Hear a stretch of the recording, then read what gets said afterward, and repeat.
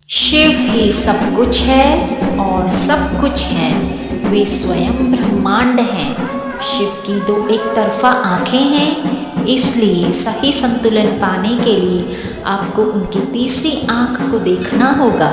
जब संसार आपको बुरा महसूस कराता है तो महादेव आपकी सहायता के लिए आते हैं। शिव आपको दिखाते हैं कि इस संसार के लिए अच्छे कार्य कैसे किए जाएं। महादेव वर्तमान, भूत और भविष्य का हिस्सा हैं। महादेव का गला नीला है, जो यह दर्शाता है कि उन्होंने विष पिया था, लेकिन अपने क्रोध का उन्होंने सकारात्मक उपयोग करना हमको बताया है। शिव इतने जटिल और पूर्ण हैं कि उनमें संसार की हर चीज समाहित है। भगवान शिव को अंधकार कहा जाता है, प्रकाश नहीं, क्योंकि अंधकार सदैव विद्यमान रहता है।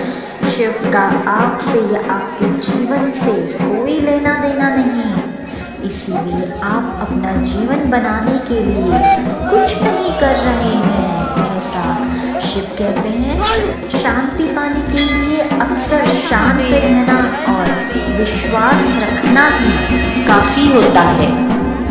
यौगिक परंपरा में शिव को योगी कहा गया है, जिसका अर्थ है वे ज्ञान और मुक्ति के स्रोत हैं। शिव कहते हैं सृजन और विनाश एक दूसरे से जुड़े हुए हैं, क्योंकि एक चीज के जाने पर कुछ और अस्तित्व में आता है। सृजन और विनाश के बीच का समय ही आपका जीवन है।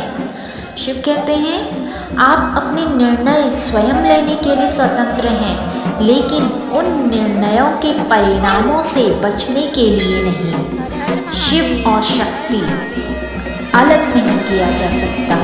यदि आप भगवान शिव को जानना चाहेंगे, जानेंगे।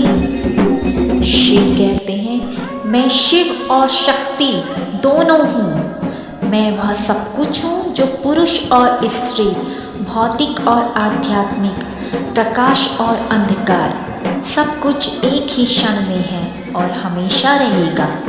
सब कुछ कुछ नहीं है और कुछ भी सब कुछ नहीं है। महादेव कोई ऐसे देवता नहीं है जो कहीं बैठे हैं, वो एक जीवित प्राणी हैं।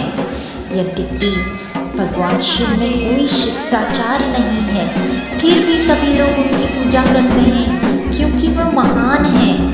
शिव से आप जो सबसे अच्छी बात सीख सकते हैं वो यह है ज़रूरतमंद लोगों की मदद करना। जब शिव अपनी तीसरी आँख खोलते हैं तो उसमें से अग्नि निकलती है। यह अग्नि दर्शाती है कि शिव ने अपने अंदर की हर चीज को जला दिया है।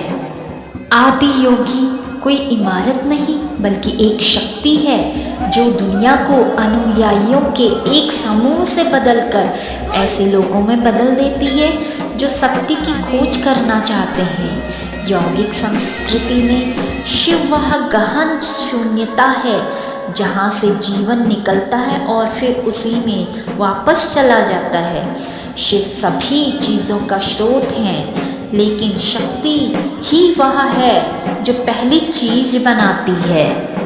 शिव वह मार्ग है जिस पर चलकर आपको अगले क्षण में कदम रखते समय अलग होना होगा। जब आप उन पर भरोसा करते हैं और सही रास्ते पर चलते हैं